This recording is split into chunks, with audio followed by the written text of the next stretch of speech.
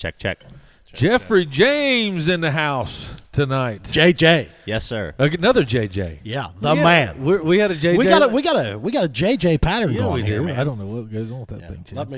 I got you. Let me work on these while you guys, All right, so we got Jeff James, local bartender. Yes, sir. Yes, so extraordinaire, bartender extraordinaire. What is the term that you go by, Jeff? Or not that you go by, but what's the thing that they call this? That would typically be Fat Jesus. No. I call you Fat Jesus. Yeah, that was my nickname for you. That is a strong nickname. Yeah, very strong. Was that Flair bartender? Did you? Oh, Flair bartender. Yeah. Now, did you Put that right did you in make post that it, up? Jeff. Did you make that up yourself? Pull that. There you go. Did you start calling yourself Fat Jesus or? No, that was me. Yeah, that was Pudge. And no, also I just got a couple recommendations to maybe move towards more dynamic bartending and things like that, kind of flair bartending. And people make the reference to me all the time, like, have you seen the movie Cocktail? Oh yeah. Still have yet to see the movie. Come Cocktail. on, dude. Oh, That's Jeff. awesome. I know, man. That's a must see. Well, I say that we just throw a party. Yeah, and we all watch Cocktail. Just watch Cocktail party. Yeah. Just Can't throw beat it. Hey, throw it. Put that. You thing haven't on at seen the stock. Cocktail? Have not seen Cocktail. It's not on Jesus. streaming services. Cocktails like and Netflix, Hulu, dreams. you know what I mean? All the big ones. I want you to become the last barroom poet. Yeah. That's beautiful. Yeah, I think I can get on board with that. Yeah. I cannot believe that you have. I mean, that's really bad, Jeff. I know. Yeah, it's the amount of references I get to it every day. Well, I think if you're going to be, full-time bartender or whatever, like that is a movie you must consume. I mean, Jeff, did you ever? Have you seen like Major League or anything whenever you were playing baseball? Did you watch any of that stuff? I did not. So when I played baseball, I think it's right field is where nobody hits it in Little League. That's where I played. Yeah, I was the right fielder. Out there in right field watching the dandelions grow. Oh, for sure. Usually I was picking grass. You ever heard that song by Peter, Paul, and Mary? What did you do? Like, I guess what I'm saying, I'm trying to make you a comparison. So what else do you do? What else is it?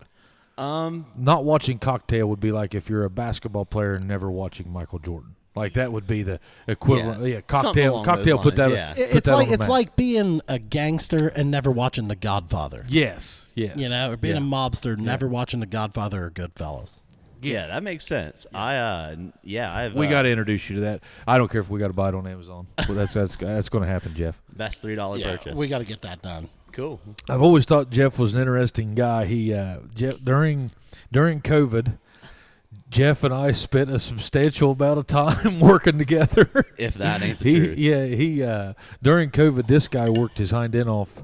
He was painting over at the apartments for me, and he also was working at the bar. Oh, this guy right here is not afraid he's to work. a hustler. I'll tell you, He's a hustler. And I'm going to tell you one thing, man. I met this guy probably not long after he got down here.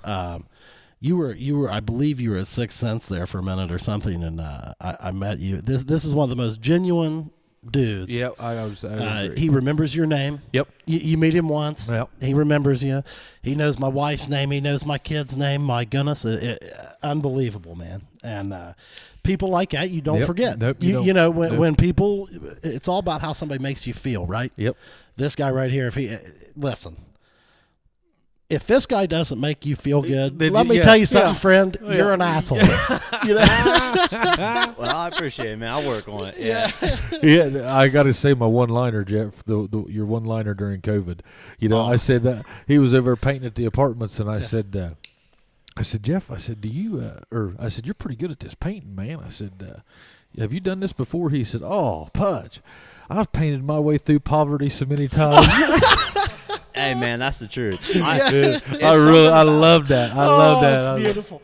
Paint through poverty. It's something about it, man. I don't know. Just every time a bank account seems to look real hurting, I always start feeling like find a Jeff, paintbrush, here's the deal. Okay, and you've talked a lot about this, but Reynolds will agree with me. You were at that stage. How old are you? 24. 24. Don't you remember that, Chad? Oh my God! Remember how broke? Yeah. Well, dude, living on. I just could not launch. I was probably still in college at 24. Exactly. I could not. Sure. Thought I was doing couldn't good. wrap it up. Thought I was, but I wasn't. Oh yeah. Hell, I thought. Well, shit. you don't have to make that much money when you're 24, dude. No. I mean, Jeff was just getting rolling, and then COVID hit. And I mean, he was just. I tell you what, though, I was proud of him because he just worked right through it. I mean, he didn't make excuses. Didn't lay around feeling sorry. Hey, for we himself. worked, didn't we? Yeah, we put that's an understatement. We were That's going in there another- shooting live stuff. I mean, like you could tell a difference from like one day to the next. And he would get off there and he would go to work over at the apartments, and him and Jordan and there's another guy I'd like to get on here one of these days. That's that boy right there. He's something else. He's pretty special on the bass guitar, man. I mean, just in instruments in general, musician in general, but what he does is truly otherworldly sometimes. Yeah, it really is. I've heard some things that just would literally blow your mind. It's crazy. So is that like your first cigar there, dude? This is my first, I would call, real cigar, but this is a hell of a stogie. That's one of my favorites. That is a Rocky Patel vintage 1990 box pressed Maduro. It's older than me. Well, no, it's just that's just what they call it. That's when they developed it. That was their cigar of the year in 1990. They've been doing it for a minute. And what are you washing it this down is something. with? It's a little. Oh, hey man, we got the Bullet. Frontier whiskey, baby. Oh. Bullet, and it's kind of an acquired taste. A lot of people don't like it. It's not Which very one is expensive. that? It's just the bourbon. That's the bourbon. Yep, and I don't like Frontier whiskey, man. The rye. I'm not a fan. Oh, see, no, I like that Green Label rye, I like but the I like rye. the bourbon better. I like the rye if I do a Manhattan. Oh yeah, Yeah. Yeah, I like this. That Bullet. I mean, look. You can find it anywhere. It's not expensive. You're right. And it's. I think it goes very well with a cigar, man. I pick that up. I just take that right off of my shelf at the house. Yeah. So I always have a little stock on that. And, well, you live right there close to the. well, if not, dude. I mean, if I learned anything during COVID, though, man, you address the supply chain. Mm-hmm. If I ever run out of bourbon, cigars, or leisure, Bush Light, if I run out of that stuff, like there has been a major problem. Like somebody should call somebody, be like, somebody get over and check on him. We would. Like if I ever call you and like, hey man, could you do me a favor? I mean, I'm out bourbon. Times are tough. I'll get you. I'll take care of it. We got to make that pact. Yeah, can you bring me a bottle of Jim Beam or something, man? I so far so good. Yeah, but it could probably happen. I've been there before. Sure, I mean, dude. I know. Hey, being 20, I'll tell you what. My hat's off to you, dude. I didn't work that hard when I was 24. I was just kind of sitting there like, hey man, you know. Yeah, I made $200-300 this week. Well, yeah, shit, I'm good. I only drank 100 of it. Yeah, that's a good week for me. Plenty of weeks, man. I'm not gonna lie to you. Yeah, man. I mean, that's. Well, you did good, Jeff. I was proud of you through that. It was weird, wasn't it, during COVID? It was just, you didn't know, are we going to open next week? Every week it was just like, how long is this going to go? Especially as they kind of gradually started moving towards, okay, we'll do a little carry out, but kind of, and then we'll do a little this, but with some exceptions. Yeah. How are you feeling about it right now, man? Obviously you're open, sure. but it's very different than what you're probably used to. In one word, I would say I'm feeling optimistic about it. And there's a quote that I took away from Elon Musk, and he was quoted in saying, "I would rather be optimistic and wrong than pessimistic and right." Yep. And that's kind of the like approach that I'm taking on things. Like, surely we're going to reopen. Surely we're going to get back to dancing and green flag racing. Oh well, man, I like that green flag racing. I do too. I like that. I like that, Jeff. Yeah, that was nice. That was nice. Yeah, that originated when the cop pulled off behind me on the other road. Then it's back to green flag. Well, I like that. I've never heard that reference. Jeff, he's a great bartender, but he finally. This is no disrespect to any other place, but Jeff wanted to be in the party atmosphere. Absolutely. So he, whenever he came to Stockroom, you really felt like you had landed. Like in your, that's where you wanted to be. Right. It's a bar. That's where this guy belongs. Yeah, man. dancing bands. You got the full deal. Then you got the parties at Park's Edge. I mean, it was sir. And then he no more than got going, and then that daggone thing hit us. Well, and I mean, Jeff, I think you were building a name for yourself there, man. People were going; they were enjoying the way that you made drinks. The talking to them, remembering their names. And then COVID. Yeah, isn't it something? Just the way it shakes out. That is kind of how it feels like. Well, you know what though, man? I'll tell you one thing: when things get taken away, something comes back, and I mean, you're a young dude. It sucks that happened early in your, early in your march there. But by golly, I'll tell you, it'll pay dividends down the road. Yeah, I believe that. Yeah. What we wanted to talk to you too. 25-year-olds. What do you think about these podcasts? Well, in my circles, they're actually pretty popular, and I'm usually the one left out of the loop on that. So most of my friends that I talk to about are usually the guys telling me, hey, have you seen this podcast? Have you seen the new Joe Rogan and things like that? Are you guys listening to Rogan too? I am not, and that's kind of why I'm Are left they? out of the loop. Are Yeah, you, oh, yeah. Out of 5 of your buddies, how many of them's listening to Rogan? 4 out of 5. Isn't it amazing? Oh, no, yeah. I mean, I'm not shocked at all. Like, what... And I'm not putting you on the spot, but like, what other podcasts are people consuming? Like the guys your age, like your circle of dudes, man. Like, what are they checking out? As far as I know Joe Rogan seems to be the most popular, but a lot of these podcasts I really can't even remember because I haven't checked them out. Right. So they'll just say, "Have you seen the new so-and-so John Doe?" It's like, oh yeah, sure, man. No, I haven't seen it. Right. Yeah, I tell you, there's just so many out there. You got to know what you're going after. Oh well, I mean, I don't know if you have this problem, but like, I think I'm going to switch from Apple podcasts to Spotify. But man, the problem is I've got so many build up on Apple that are into my feed every week. And I think I've gotten to the place where I'm having to delete some of them because I'm not listening to them, man. I mean, you can only listen to so many of them a week. Well, and I'm getting there with a few. Yeah, with I mean, few now too. I think that, So we might be a little odd in our age bracket. And I'm older than you, but I mean, I don't know that I am or not. But like, as a 47-year-old, like that is my number one form of media consumption. Oh, me too. In all genres, sports. My wife and I love the true crime stuff. I mean, and then Rogan, I don't even know how you classify that. I mean, he's just having conversations with people that just are riveting. It's interesting to hear what these young guys though, like to see, because they would be us on, like Jeff has already probably skipped past where we are now. Oh yeah. Oh yeah. Do you have a Twitter? I do not have a Twitter. You don't have a Twitter? No. Hey, we're sitting here talking to a throwback. Right? Yeah, I mean, for real, a little bit. I never really got involved with Twitter. I'm not a big Snapchat guy. You're either, not, and you're not a huge Facebook guy. No, I and never your really Instagram's not. and- You're really not a social media guy, honestly. Like I think you look at it. Oh yeah, for but sure. you don't post on it a lot. No, I don't. I'm more of a consumer than anything else. Yeah, I don't really do a lot of posts and things or share a lot of things. Just. Well, but dude, I mean, I was being facetious when I said you were a throwback, but you kind of are, dude. Like you're still about the, hey man, let's have some social interaction, not social, media. Yeah, or sure. Like, I mean, I'm definitely. Look at your Facebook, dude. I want to talk to you. You're definitely more like that. Yeah. And I think that kind of works in tandem with my career choice a little bit. Working at the bars. And heck stuff. yeah. And I think you yeah. kind of hit the ball. Or hit the nail right on the head when you had said kind of falling right into the right spot at stockroom and stuff. Yeah.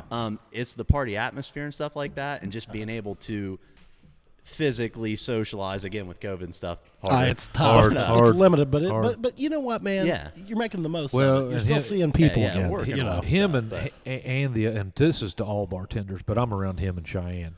Oh yeah. And hats off to both of them because they've had to completely change the way that the business is done. I mean. Well, and there's no roadmap for this. No. I mean, and all of them have. Oh well, yeah, and every business in the United States to some extent. Oh, yeah. There's no roadmap. Nope. But like the business that you guys are in, like that. I mean, dude, that is what I mean. You start trying to throw social distancing at a bar. Yeah. Where the main goal was interaction. Or like wearing masks all the time at a bar. Yeah, it's tough, man. Yeah. I mean, that is a challenge. Yeah. Yeah. So Jeff, like getting back to that media portion of it, what, so like if let's say a guy your age, I think we can tell the crowd you're a single guy, and looking, and looking to mingle, and but like so let's say, I mean, I remember whenever I was 25, I was single. When Chad was 25, I think you were single. Oh heck yeah. I was a late adopter. Tyler, was you? You was single at 25, right? Yeah, pretty close. and Tyler's not too much older than you, but like what, I remember for me, man, and I don't know about you, but like I had my weekly ritual, my hometown ritual thing. I mean, now obviously, during that time period of your life, if you got a chance to get out of town and go do something in Columbus or something like that, or wherever, you might go to the beach, you might go to wherever, but. What was your, like, what do you do right now? Let's say, and I don't know how long it's been since you've had a weekend off, but if you had a weekend off, you didn't have anything to do, how would you go about finding out what to do? Well, that's a little tricky again geographically. Where I'm located now, there's 2 stoplights in all of the city. Yeah. And so usually I'll make a commute into Jackson, and I'll usually hit up one of the few friends I got around here and see if there's anything going on. But for the most part, we do a lot of fishing. We do which is cool. Just riding around. Yeah, a lot of late nights spent at Walmart, walking the aisles. Well, do you like when you're looking? If you're thinking, okay, man, what is there an event? Is there something like that? I mean, are you going straight to the internet to check stuff out, seeing schedules? Like, I mean, man, I know I'm guilty. I think you are too, Pudge. I mean, I might see something on Facebook and be like, hey, we're going to go do that, Or I do see some of those. Yeah, I don't see to be honest with you, let's talk about Facebook. Well, I mean, your problem is you're putting on the events. Yeah, well, so I don't. You don't get to go and consume, and that's kind of the way it is. I usually work the party. Right, hey, there's a big party at the bar. Like, I mean, think about that. Do you really see? Do you really see these things on Facebook? How do you really know what's going on? How do you know where there's a fine line between the subscribe and unsubscribe button? Sure. I mean, you don't want to get bombarded. I'm not looking to get 40 emails a day from you. No. Well, I mean, I subscribe to specific accounts where I think that I will have interest in that. Like, I'll tell you one that hasn't hit me in a long time, and I'm certainly not putting you down. I'm saying, bring it, please. Stewart's Opera House in Nelsonville. Well, they can't, yeah. Yeah, I mean, they're doing what they can. I mean, they're having little stuff, and but I mean, I used to, my wife and I would go there 3-4 times a year to watch some little concert or something like that. I mean, that's going. But I mean, I'm like you. I don't like that many pages, like on there, like, because if you do, you can't get through your feed of your friends and stuff. And I mean, and I apologize to anybody that may have gotten this, but if I don't really see you a lot, I've went through here recently and just unfollowed you or whatever, just because there's so much stuff on there, and like, honestly, like I care about people's, their family, and I mean, it's just like, man, I'm just so sick and tired of looking at, all this stuff. Yeah, me too. And I did the same thing, and didn't really throw out an apology or anything. I just kind of unliked a lot of the follows that I was following. Because, man, for me, guy my age, I think you can relate to it. Like, I want to get on there and see my buddies that I don't see. I want to see their families. Yeah. They might live out of town or something, I actually enjoy looking at pictures of people's kids and their families. Yeah. I mean, I want to see my buddies, Yeah. That's what I want to do. And I want to follow the stuff that I want to follow. Right. Exactly. And I'll tell you another one, man, like Instagram. Yeah. We're experiencing that with the Chubby Bartenders right now. It's growing big time, but man, considerably. There's a lot of content on Instagram. Like, if you start liking a bunch of pages there, you get the same type of stuff. You do. The difference is, I think, you can weed that out a little easier. You can consume it so quick. Yeah. I mean, it really is. And I'll tell you, I have had an account for probably 3 years. But until just recently, man, I haven't. I had really to shift used away from Facebook. I had to shift away from just because there was just too much going on, and I've kind of enjoyed this Twitter. I've got Oh, really? I've been, See, I haven't got on there yet. I got to get myself an account. Yeah, I mean, it's too. not bad. You follow what you want to follow. Yeah. I mean, it seems like I tried to set one up one time or something. This tells you about my level of savvy, but I thought it was a little more difficult. Like it's a little more involved, right? Like you just type out a tweet and send it up, or what? I mean, pretty much. and Right? pick people to follow. It seems to me like it's another one of those directives towards Facebook and Instagram. Like you see a lot of links. Yeah. To take you there. Yeah, You know. I think that's comparable. Yeah. Yeah. But I mean, I'm also listening to a lot of my, like you said, a lot of my entertainment through the day is done through Spotify. Oh, me too. YouTube. Same. And I mean, man, earbuds, dude. Oh gosh. Oh, I know. Earbuds and these, headphones are just, man, isn't that great, dude? I am so much more productive just dropping in a pair of earbuds and just. Oddly enough, not enough help on the Twitter portion of this conversation. I'm also not going to be much help on the earbud portion of this conversation. I was never allowed to have earbuds growing up, and it was more of an issue of I was an only child, so you can imagine some of was the too. you know what I mean. Oh yeah. Yeah, but What do you mean? well, your parents being overprotective and things, and really being concerned, and Well, because you grew up in the digital era. yeah, Right. a little bit. Yeah, that wouldn't have been an issue. Yeah, ours told us to shut the hell up. Yeah. Well, yeah. We've got that. Not now. Like parents we're checking ourselves up. Like, man, is he on that iPad too much? Yeah. I mean, my parents would have probably been like, God, that's great. Yeah. What is that device Yeah, that has him so captivated? Yeah. So you're saying though they didn't let you, they wanted to know what you were listening to. No, it's actually yes, but they wanted that answer to be them. So if they were to yell for me or anything and I could not hear them, it was that was the throwing down point. That was out of line. Yeah, so I made sure, like, if I did have them on, I would be allowed to have one earbud in. But even then, you know how you get in the zone when you're listening to music, and sometimes, you just really don't be paying attention to the stuff around you. Yep. So, oftentimes I would have one earbud in, and then I would miss something like, oh, well, we yelled for you, and we thought we didn't know where you went, and stuff like that. And it's like, oh, yeah, hey, forget this, dude. If I can't just play it on my phone, I'm just not playing it. You know what I mean? Right. And that translates even to, like, when I'm working and stuff, and I'm working with Pudge all through the COVID and all that. And Well, you think about it, man. Think of, your phone is like the center point of where you get all information, it seems like. Yes. Or, I mean, for me, mine's very close to that. Yeah. I mean, whether that's good, bad, ugly, whatever. I mean. Yeah. Speaking of phones, I need to take a picture of this burn, dude. Look at that. Is that good? Oh, guys, yeah. Give Jeff a little lesson. I should have told you guys. Now, give Jeff. No, I don't want to get in the weeds on cigars here. But the goal of a cigar, don't flip the ashes off of it. Well, I just don't like to let them fall. Oh, yeah, that's the goal. Well, don't let them fall. The way you can tell a quality cigar is that tobacco will be so tightly packed that it won't just fall off.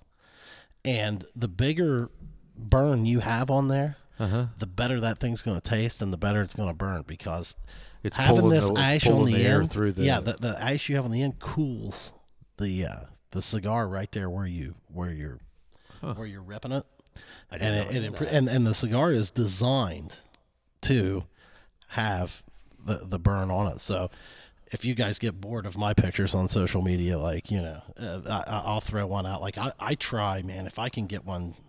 I've got brick houses before down to the ring. Oh, really? Without ash. Awesome. So like you try I've to been enjoying them. I like, gotta did get you me notice? some cutters. Did you notice how I toasted it up first? Yeah, that's that promotes because I lit one last night and like I noticed it was like a half moon. You want it to be even. Yeah, you want it to be even, and that's why that people recommend that you toast the outside of it first, and then. Now I don't have any cutters. You know how I've been getting into mine? Golf tee, biting them. Ooh, man, now that's a rough, jagged. It really is. Cowboy well, I'll killer. tell you what. Well, I'll tell that's you. That's what man, I thought. If we're gonna do this. Well, I mean, right. The way to do it, if you're in a pinch like that, get a golf tee. Just poke it right up the end of it, man. It's perfect. I mean, it's just like a little punch cut kind of, but it's nice. It'll turn that thing into like a store bought. It's golf tee works. A steak knife. Point of it, you can do that. Yeah. See, there's all kinds of different cuts, man. I should have showed you. Like, I've got a punch cut. I've got one that cuts like a V in it that I really like. That's crazy. I didn't know people got so artisan with cutting their cigars. Well, dude, don't catch the bug. I mean, it I like it so far. Oh, it's fun. and And dude, like I can spend way too much time on like messing with, okay, what kind do I want? And I read about it, and, then I try it, and then I try different cuts. I tried, different. So how big's your humidor? Not very big. I got 2 of them. The hold like I don't know, probably 40 or 50 cigars A piece? Yeah, and then I've got my travel Herfador there. I've got 3 that. of those. And so if I get overflow, I'll put them in that. But Okay. like You have to put water in that? there's a lot of cheat codes on that, man. Yeah, Okay. yes. But distilled water. But you can buy these things now, and a lot of times they'll just throw them in free if you order enough cigars. These little strips. Yeah. These little strips that go in there. I mean, all you just got to watch the dial on your humidor to make sure that you're at the right range. Guitars are the same way. Yeah, I mean, it's just you just got to know that you got to keep it at a certain humidity. Yeah. and it's not hard to do. Yeah. I've got a buddy that's a little more savvy than I am, and he keeps his reeds in a saxophone case, and he has one of those little humidifier packets or whatever in there, and very specific with me when I asked him what it was for the first time. He was like, "Oh, you haven't heard of this? Like, they're supposed to be at exactly 49.2 degrees of humidity or something." Like, oh man, See, I refuse to allow myself to get that deep into the weeds with it. I mean, like I try to just like, it's like, hey, look, man, if I've got a freshness problem with my cigars, I'm not smoking them enough. Yeah. Or I got too many. I mean, So did I ever, one of these days, I'm hoping there'll be a purchase where I would like to buy a big humidor. I mean, like a well, do something closet crazy size. in my house. One of these days. We'll see. Probably never get there, but maybe. Who knows? Hey man, that's dedication. I could see like a little outside area with one of them built off to the side, maybe or something. Yeah, and it insulated. almost have to be an interior room, man. But Would it? I don't know. probably. Well, I you don't could know. just I build don't- it inside one. Little Build an cedar- outside cedar room. closet. Yeah, Yeah, something yeah. like that. Be nice. Did I ever tell you how Jeff, what his main forte is? And we, I almost called you today and said, hey, bring it today. Oh yeah. His saxophone. He had, yeah? He was a full Yes, sir. ride to the University of Rio Grande as a sax player. Oh my gosh, man. Yes, sir. Yep. Yeah. Jeff's a mean sax Do you player. ever get it out? Not as much as I should now, Okay, but okay. yeah, I try to whenever I get the chance. Like, is it still something that's relaxing for you that you like, or did it become a thing where you're like, man, I don't even enjoy this anymore? Well, truthfully, school both added a little to it and took a little away from it in terms of my enjoyment that I Your get out of it. enthusiasm, Yeah, towards the end there, I just started getting where everything was so technical and really just not enjoying the playing as much as I really should. And I kind of got into it. This would have been about maybe a year and 4 or 5 months ago when I first came down here. And I started playing with Jordan and a couple local guys and really just started jamming for the first time the first extended period of time without sheet music, which was a new thing for me. Okay. So without seeing the charts and kind of knowing the changes, it was more, I guess. Is that how you always played, or did you ever play by like? I mean, I know what you're saying. You just read it. Yeah, I traditionally have just read the music and So you weren't playing by feel or whatever on that. So we would do some improv, for jazz and things like that. But although it's improv and the notes weren't written in for me, Right. The chords were. So I got to see roughly what the changes were, and You got to bounce around a little bit. know what's coming, Play with some beats. But just in the blind like that was a first experience for me, really getting to do that, and I really kind of started liking that. That was enjoyable. And, I bet. yeah, that was kind of my thing after I got turned on to that. yeah. I haven't played in a long time, man. I'd like to get back into it here pretty soon. Man, I mean that's a rare piece in a band these days, man. Unless you're going to watch like jazz or something. I think that we need. I've been wanting to start up a house band forever, Yeah. and I think we could put together a dandy. Oh my goodness! If you had a horn section, I mean, man, Or that just just even changes one. the Yes, sound. please. Well, that's what I mean. I There's- mean, wow. There's two things that I've had the privilege of playing with over the years that I think changed the game. Okay. That's horns Yeah. and a keyboard keys Yes. player. Oh, Man. You super know, it doesn't underrated. seem like you see as many of those. Dude, those anymore. things are keys player is so versatile because they can be your bass. if you want them to. Oh, yeah. They can be your rhythm. Okay. If you want them to, they can be your lead. If you want them to, Yeah. I mean, that piano can do it all. Now, would you? Are you talking about like the synthesizers that'll do? Well, like I'm the just saying anybody electron- that can play the keys. No, you like, know. how about a piano? Like, what, Oh, what yeah, if they just yeah. had a grand piano Yeah, up there, yeah, man? man. Does that work? Oh, yeah. Okay. Yeah. And you know, I wish that there was more of those around here because I mean that's an instrument that really stands out. Well, you've seen Runyon. Oh, yeah, what Runyon for sure. does with Kyle. Oh, He my plays. goodness. You know, he's playing up here, playing down. He's playing the bass. Mm-hmm. The entire, you know, the bass guitar player is filled in with these 5 fingers, and he or however he's doing it. But Wow. but you know, he's doing this the whole time. Oh, He's my. playing rhythm guitar Yeah. and bass basically at the same time. Wow. Very impressive. I'd also like to add that I got the pleasure of watching this gentleman warm up one time. Yeah. Or warm up. It was just stellar. Who? No, Shane Runyon. Oh, Kyle? Kyle, yeah. He, oh my goodness, man. Dude, he's just insane. an animal. I mean, I was like, he was warming up and I can't even remember what he was doing. It was something nuts. It was like some modal pattern, but like it wasn't just an up and down, like stepwise scalular pattern. Like this dude was just shredding. Yeah. And I was like, you know, I just kind of taken off guard because when you see the band, I mean, number one, I don't know if anybody out there has had the chance to listen to Shane Runyon and his band play. Awesome. And they put on a show. Yeah. But And a great dude. you wouldn't. Oh yeah, fantastic, dude. And you wouldn't think just with the style of music that they play that these guys are shredders. And I mean, All 3 of them are yeah, I mean, legit. and just I mean- hearing them warm up before the show, things that they wouldn't play during the set. I James was just like, on the drums. didn't know he could. Oh yeah, dude. Just all of them. Just Yeah. Very good musician. And Shane's a shredder. Oh yeah, for sure. So Well, I mean, that's the thing. Like, not only does he sing, I mean, he rips it. Yeah. I mean, he's good. But I mean, the keys in a horn section, man. Did you listen to that Sturgill Simpson Saturday Night Live Yes, performance I did of after you told me that, yeah. Call to Arms or Oh something? my, yeah. My God, Yeah. he's got a horn section in that thing, and those guys just—they Well, are there's the just epitome so of much what. sound. Oh my God, I it mean, was. yeah. I mean, it'll give you goosebumps. Yeah. You know how they're. Have you ever seen that Prince and Tom Petty and George Harrison thing? Whenever they did "My Guitar Gently Weeps" and Prince throws his guitar. Oh yeah, I gotta show you that too. yeah, I'm gonna have to Man, there's a lot of stuff. We need to start bringing our notepad on all the stuff I got to show you, Jeff. Cocktails, Yeah, you know, yeah. My Guitar Gently Weeps and Sturgill Simpson Called Arms. Yeah. But that'll probably go down as one of the greatest live performances that is, you know, of those guys of the professional world, because there was so many greats on the stage. And if you haven't seen it, go check it out. And at the end, Prince throws his guitar. Prince shows you at the end of the video why he is Prince. Why? Yeah. Yeah, Oh, yeah. yeah. oh, And no. I mean, he falls into the crowd, never misses a beat, and he's just, you know, and he's just burning it Well, up. that's the thing, man. Like, I don't know that people that haven't ever like seen that guy in concert or anything can fully appreciate the way that man plays the guitar. What, he play 80 some Oh, it's what instruments? dreams Yeah, are oh made yeah, of. yeah, I mean, yeah, man. Yeah, so he gets up there in a room full of guitar players and just Oh yeah. burns them. And I mean, they all are looking at him like, oh, you know, because I mean, he just Yeah, kinda like, sets didn't it on expect fire. that, yeah. And at the end of it, he just, whoop, and he throws that guitar straight up in the air, and it never comes down.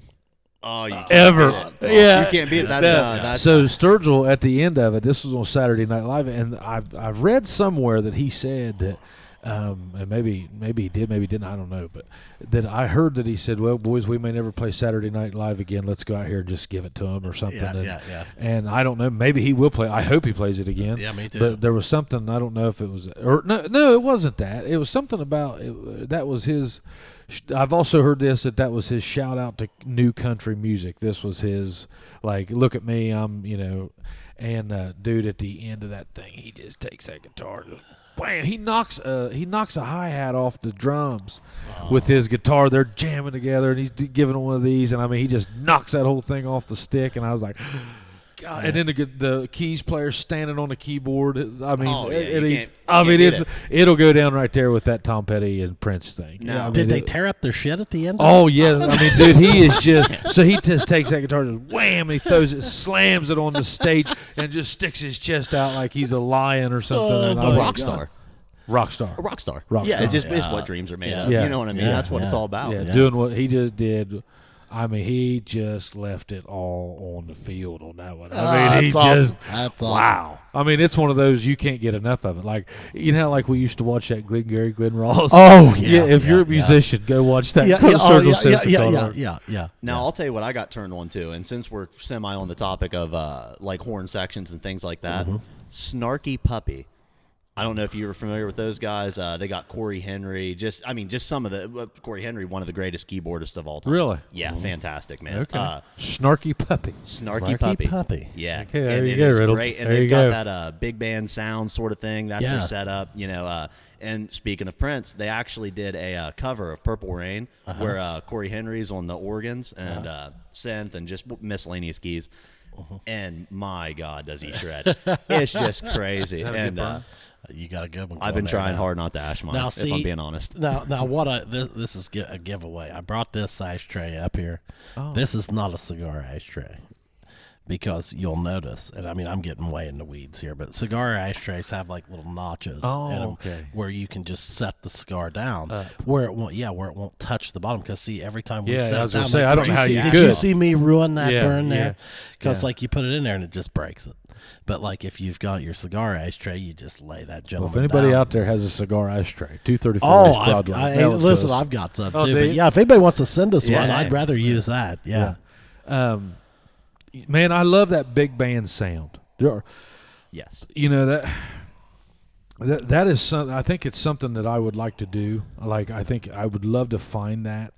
I tell you, were you there? No, I don't think you weren't there whenever the Truants played. No. They had, I think it was about 6 people, maybe 5 or 6. They had a big band sound. They had a big 60s band sound. Okay, yeah. What I will say, nothing really like, but Yeah, it just sure. Did you ever listen to? And this is probably could be an age gap here, but the Mighty Mighty Boss Tones when they were doing like kind of like They had ska a- they- music. yeah. Oh man, Yeah, that they was had good. a horn section. Yeah, It was they did. unbelievable. I still like to listen to them. I do too, occasionally, yeah. man. Yeah, I do mean, too. There's like I said, that's the only genre. Dropkick Murphys. Dropkick Murphys, yeah. Yeah. I have heard a little bit of Yeah, Dropkick, yeah. Was yeah. UB40 The St. Patty one of song. those? Was They were more kinda- electronic. They were. I don't know, but they.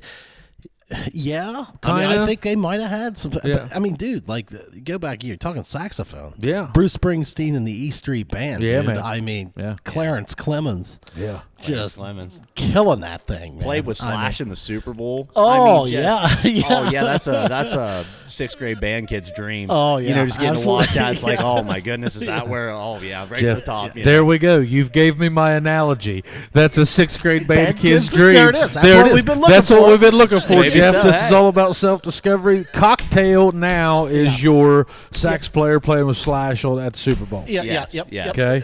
It would be the same thing. The bartender equivalent. To You that. see how we brought that full circle? Man, So- I'll tell Friday you night what. I'll tell you neon what. We're lights. getting more talented at this Oh, shit. My podcasting Lord. genre. I mean, we're just taking a lap right now. Yeah. There's your good warm up. Let's talk about something now. Now we've figured out who you are. No, but Jeff, we definitely need to get. I told Hammy today that I wanted to start an ad for. I'd like to look for a DJ. And I want to bring somebody on. In our situation, you've been in a lot of bars, and you're a young guy. There's definitely a need for a good DJ, isn't there? I mean, a good DJ is an essential piece of it's a game changer. entertainment. And we're man, it's a come play. Yeah. Oh, Well, what's yeah. your what's your take on that? I'll throw this out to you guys. You guys got experience with, what sells in bars or what people are looking for now. I mean, or maybe we're all trying to guess what. Yeah, we're that all is. trying to guess that. I But think. but like I mean, personally, I'm an old dude. I love live music, right? Yep. But like, I gotta feel like your regular weekend crowd. I mean, I think they do like a band. There's no question they like live music to dance to and stuff. Oh sure. But man, the DJ just kind of frees it up a little bit, doesn't it? Well, I mean, or a like DJ to me is it depends on the DJ. I mean, I guess that's what I mean. Like, what's the difference in having a live band versus a DJ on a Saturday night? I think what the DJ brings to the table is I would call them a perfect blend between live music and the studio recordings that you're used to, where Okay. you are getting the studio versions of songs, and obviously now with Spotify and things, I mean, your repertoire is unlimited. Oh, If yeah. somebody wants to request a song, It's there. you've got It's that there. song. Yeah. You've got There's Well, no, and "Oh, I think can't that, play that request thing is cool, but like I think that's a cool part. Like when you've got a great cover band playing, Sure. they'll take requests. I mean, dude, that's There, I will say that even a good DJ can't rev up a crowd like a good band. I guess that's what yeah. I guess that's what I'm asking. Now, even if you have, no, I mean, I'm sure there's DJs out But there there's that are DJs like just like going to a concert. Now, whenever I said that, I didn't say a DJ didn't bring as good a crowd. okay, I'm saying crowd feel. okay, Okay, you're never going to get somebody as revved up as you are a fan. right, Okay, right. I mean, we've had bands there that, I mean, you've seen people stand at the front of the stage and Just crazy. Yeah. Well, I mean, yeah. they yeah. can just get the people involved a lot more. Oh yeah, and they can talk to them. Yeah, well, Now, and I mean, it's I guess maybe it's kind of like comparing an apple and an orange, really. Like it's they two, both it's two have different they things. both have a place, and I why want can't fruit be compared, Chad? Well, because I guess I don't know. I guess I'm a fruitist.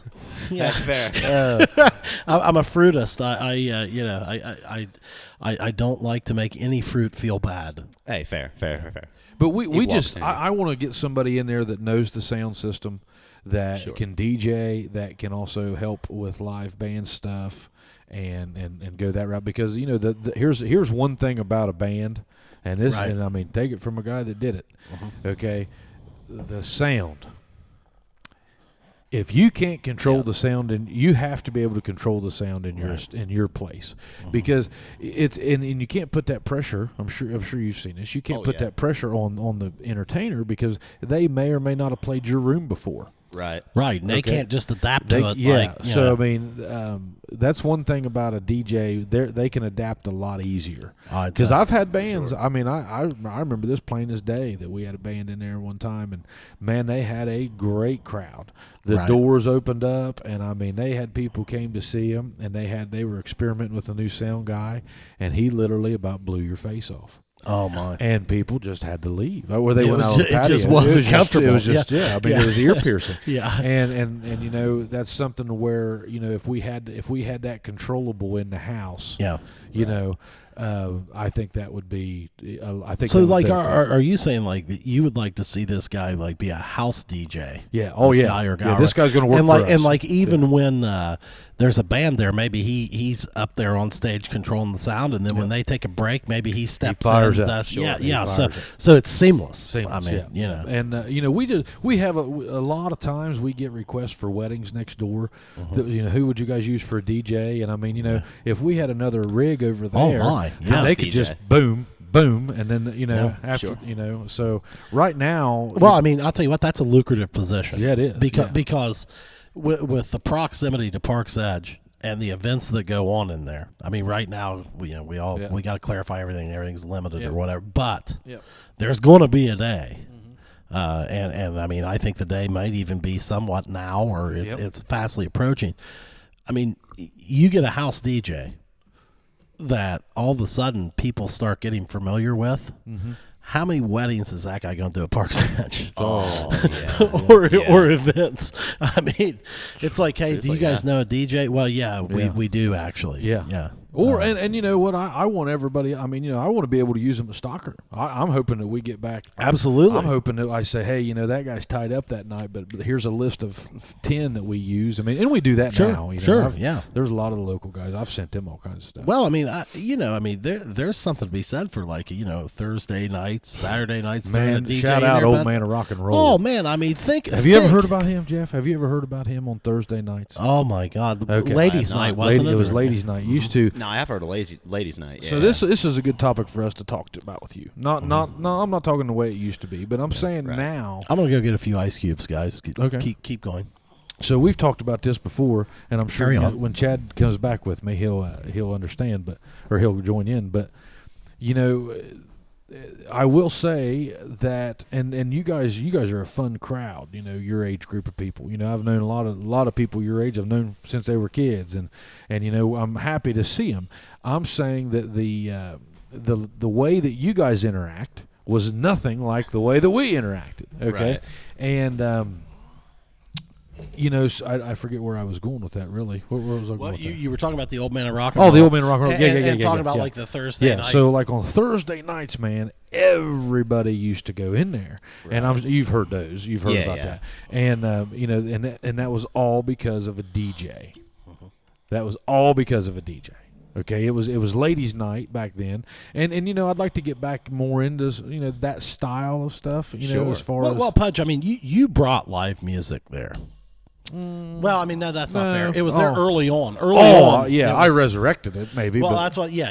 Let me clarify. Oh, I've seen some great acts, man. Johnny had a guy by the name of Cliff Cody. Yeah, he was- did. He oh, did. man, He did. There was another band that used to play in there, had a girl singer I used to go there to listen to. But, Well, and when that place started, man, that was but you know something, we whenever, weren't alive then, but whenever I was Jeff's age, maybe 21, 22, maybe not Jeff's age. By the time I was your age, I was playing a lot of music. So live music was cool. Yeah, I heard some of that rodeo circuit stuff. You Yeah, showed me a little bit of that. Yeah. But I really didn't like live music when I was 21 or 22, I guess, there. if you were going to, if you were going, it depends on where you were going. If you wanted live music, you'd go watch a concert, or Yeah. you would go to. Yeah. There are some, I think, bars or saloons, concert halls, whatever you want to call them, that are like they're kind of hammered out. That's their genre. There's going to be a live band there, and you would go consume that. But like if you were just going out when you were 21, 22, dude, you weren't looking for a live band. I wasn't. Now I'll throw you a curveball right here. I've never been to a concert, ever. Music education major, all that fun stuff. Avid music player, avid music enjoyer. Just you never cease to amaze I've me. never Okay, been to a I'm getting concert. ready to fall on Now, the floor. Easy. Now I've been to 2 concerts, I guess I should say. Okay. But I would say concerts, not to take away from their validity of being a concert. But I've seen Victor Wooten, the Victor Wooten Trio, Woodlands Tavern in Columbus. It's a jazz group. Okay. And I've seen the Aristocrats, also in Columbus, also a jazz group. So these concerts Both were at Woodland. No, I don't know where the second one was, but the first one was Woodland Taverns. Did That you was ever do Victor the Wooten. duck pin bowling there? I have not. Oh, no, that I place was is sweet. It's like somebody's backyard. I was actually fortunate enough to go to the concert. I actually didn't have money to go to the concert at the time, and one of my buddies, Jordan, had got 2 tickets, and he was just like, "Hey, Jeff, you're going to be into this. So we're going." you've been to 2 And jazz concerts, 2 at jazz very small concerts. venues. Very small venues, very small crowds. So like when we did dueling Very awesome pianos, that's concerts. probably the biggest show you've been to. Yeah, all by far. And I mean, even then, I was stuck in the front of the hallway, bending bar. You know All how right, it goes. Pudge, we're taking this guy to a concert. Tie on the We boots. got to get Yeah, Jeff. we're taking him to a concert. God, Jeff. Yeah, Hey, I've never somebody been to give me a notepad. Yeah, we didn't know that. I had him carry one around during COVID. That is true. This Yeah. this podcast is gonna be Just, the best thing that ever happened to you, brother. We're gonna start taking you to a bunch of stuff. Hey, there we go. I do remember the notepad, funny enough. And I was actually talking about that. This would have been maybe a week and a half ago or so. One of the workers in the kitchen at Stockroom, Aiden Turk, he is recently just, I don't know, got his second wind. I don't know what you would call it. I'm glad to hear it. I love it. I mean, this dude is he's. just I tell you, man. working like, no, I mean, he's just been about it. And, well, he's just about he's it. just about it. You know what? I'm gonna take some blame. Okay. Is that the okay? I think I know where we're going with this. Go ahead. I think that Aiden is a kid that you cannot be hard on, and not because he can't take it. Oh, he no, just for doesn't sure. react to it. Right. He just you're not going. No, you're not gonna phase him. No, he doesn't get mad about it. No, But yeah. he's not going to get. He doesn't react. I like to that. it. He's even keel. He's even killed. Yeah, yeah, I mean, you're not going to yeah. bother him. Before I ash this and spark it back up, take a note for the camera. How long I got this ash very going? nice, Very nice first try. Yeah, That, that's very that nice. was rookie right there, that's all Jeff. good. It's Isn't fine. it It's something? fine. It's all good, dude. That will be going in literally 5 seconds. We could just Yeah. get rid of that. But you probably don't have to. Did it go out on you? Yeah, a little bit. But Aiden, I mean, I just started dealing with Aiden. Now, I'm not saying that's the reason he really has turned it on. But I'm saying, and it wasn't. I'll never forget this. And I had to have this talk with myself. I remember one time you guys were cleaning over there. You remember this story? Oh, I'm And- sure. Yeah. and- I mean, there's Well, so like, many. no, I don't know. I don't You'll know. have to continue, unfortunately. Yeah. And somebody got mad that something wasn't cleaned to a T, and it wasn't, it was just somebody said something like, that's dirty over there, and Sure. those boys they need to clean that better. And I said, okay, have you showed them what to do? And they were like, well, no, you mean tell me? And I was like, where's he going to learn how to do that? I said, this is an 18-year-old kid. I was like, honestly, Right. I didn't know how to do it at 18. I was like, you can't expect him to know that because he's probably never had to do that. Yeah, you just show up. And so I was like, if you've showed him a dozen times, that's different. But I was like, if you haven't showed him, don't get mad about it. Yeah, yeah. And I had to take that, kind of thinking with him, but I will say, man, he has turned into an absolute savage in there. Yeah, just grinding, man. He's a workhorse. Great dude, man. Oh, man. Fantastic kid. Yeah, awesome guy. Me and his mother have been friends since we were 10 years old. Great friends. Knows her phone number by heart, I might add. Yeah, we used to talk every day.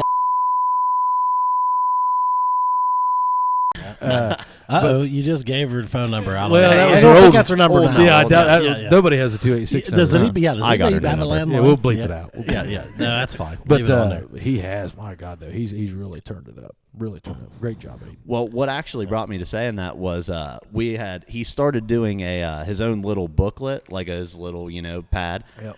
And he's writing down his expense reports and like his own little financial, keeping track of all that, all his tasks he's got to do, things for the food truck, just really writing it down. And I was talking to him about it the other day. I was like, hey, dude, you don't even know about it. Pudge had me having I have my own pad, and basically my instructions were, Jeff, I'm going to be hitting you with a lot of stuff here. So just whenever I say something, you just write it down. That way you don't forget it, or I don't forget it, and you can remind me. And so I just had this pad with me all through COVID. And Well, I'm going to tell you something. Full of just all kinds of stuff. I'm going to tell you something. I got a personal observation about that. Mm-hmm. That is awesome. Okay, and keep doing that, because that is a skill. Mm-hmm.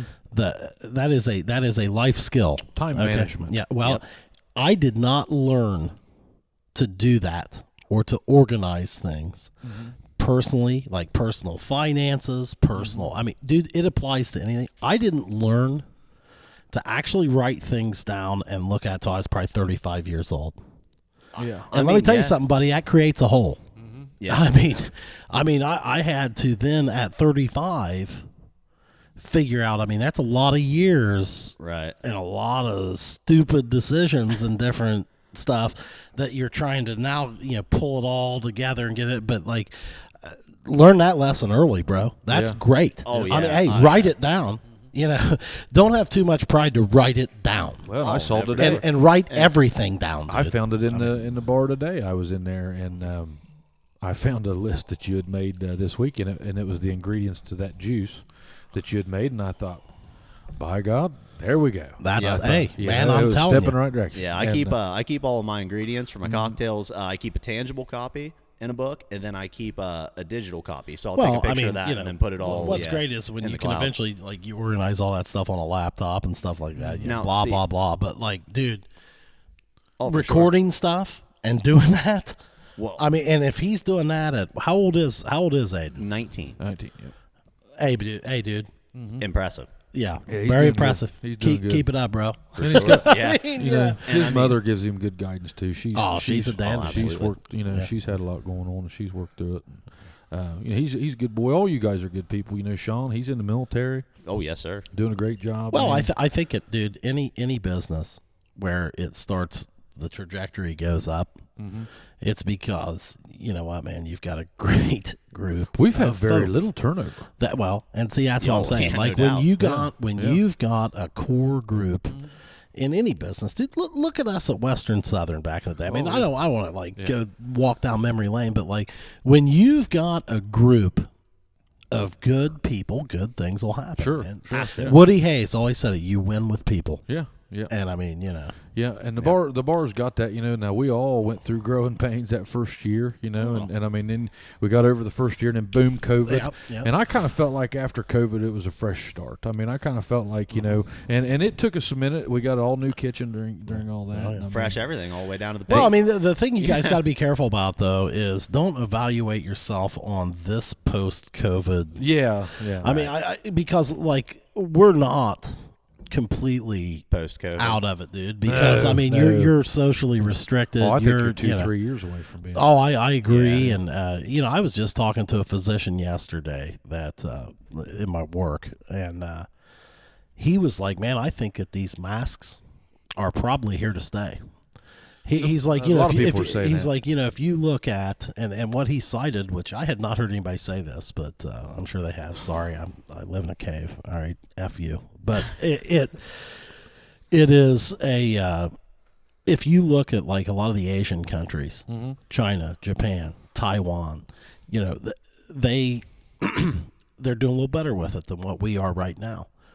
But those people, when they've been going out in public for the last 10 years or more. Oh, yeah. They've been wearing masks. They wear and things. masks. Yeah, I like mean, they go to a crowd. Like crowds can still gather or whatever, but like if they're in a crowd, sure. they got a mask on, dude. And if you've they're ever riding seen a subway, they're public riding transit, a plane. Yeah, dude. yep. I mean, they got a mask on. Absolutely. And we're just not culturally there yet. I mean, we might like with this because now, I mean, aren't you guys getting used to like you go in a store, you put your mask on, yeah. right? Hell, Like my God, we've got a drawer full of them now. Well, they're that's kind of what I like mean. socks and underwear at Well, this point. that's what I mean. Yeah. Like I think people are getting used to it. Yeah. You spread that out 2-3 years, and I think it's going to become a thing where like you're going to see people wearing masks. And you know Sure. what, man? My thing is like, hey, that's okay.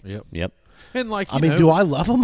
No. No, I'm not. But a fan. like, but I can't, you you know know what I mean? I can't wait until the day where they're not mandated, Right. but where people can comfortably wear them as they please. You know what I mean? Right. Like for me, it's now a part of my checklist when I walk out of You're the house. wearing I one mean, now, yeah. ain't you? Did you no, take it I off? took it off because there was a turtleneck remark made. Oh yeah, I heard And, that. I yeah, heard that I went- remark. I I can't heard that believe remark. you said that. And to I her. wasn't the one that made it. If Tyler is not an easy man. Yeah, vicious. Tyler's yeah, a yeah, it's all savage. Tyler. You walk in here, Tyler will just roast you.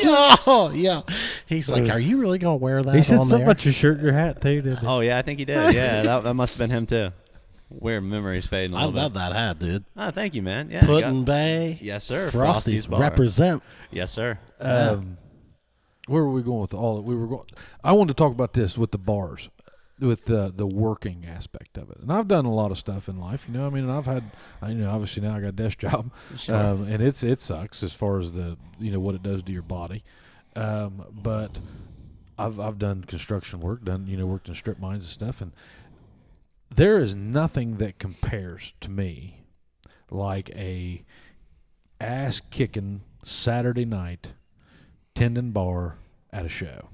It's a pretty raw feeling. I'm not gonna lie to you. It really It's a is pretty raw deal. It's a pretty raw deal. Yeah, I mean, Like, I'm not gonna lie. And to at you. the It's end of awesome. it, man, like we've walked out of there before at 5:30, 6 o'clock in the That's morning. amazing. Oh yeah. And I mean, your feet and I don't know about you, you're younger, but I mean your hands, your feet, I bet. your back. Now, tell me something though, Jeff. Like, is that something like on a night like that? It was banging, like, and it wore you out. Right. But like, do you Kills sit your there- Sunday. But do you sit back and look at Ruins that? it. Do you sit back and look at that like, man, that was awesome? Oh, yeah. yeah. Oh yeah. Especially at the end of the night, you count down the drawer, you're getting your money out, and you're unloading the tip jars, and you're just thinking like, man, Taking I home did it. $400 or $500 just in tips. You're like- Sometimes you get really lucky. And you're kind of like, well, I mean, that was a rough night, but man, Oh yeah, and I either was way, I mean, alive. I'm Oh, about no. half in it for the experience. Yeah, it's almost like one of those rushes. Like it just gets so busy, and there's 6 people deep. I'm talking all the way around the bar, and everybody's yelling something at you. Yeah, Hey it- man, I want a Mick Ultra. At one I want point- a Alabama Slammer. I want So at one point, A I Mindy. had I had several bottles in my arms. Like I just made a run to the back of the. So we have a liquor island here at Stockroom where I work, and I went to the back and of the back of the liquor island, I guess, and grabbed quite a few bottles because there's Right. several people placing orders, and this was a big night, maybe a Shane Runyon night or something. Yeah. And A lot of they're right before. just yeah, You guys were whole banging month. it out. That You whole wasn't telling month me, man. I banging it was out. there. From February till the March 15th. I mean, it was every Saturday. Oh, we yeah. had banquets, You and just parties. you and knew it was coming. Yeah. And it was just full. We be every talking about it. every Friday and Saturday. We It be was talking about it on Thursdays, just talking about. Oh, well, didn't man, you this say like you Saturday. guys were like running out of food sometimes, like Oh. running out of Sometimes, yeah, people just come in and just will start the dueling pianos night. I mean, that was that was unreal, dude. You were there. Oh, that's one of the best events Most of the community I was have ever been to. I mean, 10% of the city's population. that was very cool. Well, and that was so much fun, man. Yeah. I mean,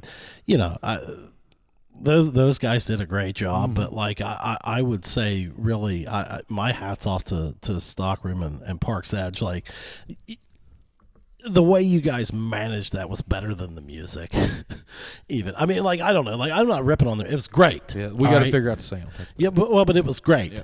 And I mean, the gathering. I mean, there were so many. It was so much fun, man. And those are the type of events that you miss right now. Oh, yeah. And where I feel bad for you guys, man, is the trajectory on that place on that night. Oh, yeah. And where it was going to go, and then it was very shortly after that. We had that night in particular. You remember this up there in the where you were bartending? We had yeah. a whole room. This is no joke. Yeah, that conference room. We had that whole room filled full of already pre-made buckets of beer. Oh, I know. We had somebody in there making buckets of beer. Oh, yeah. You guys had to start putting them in bags. Yeah, we ran out of all the buckets.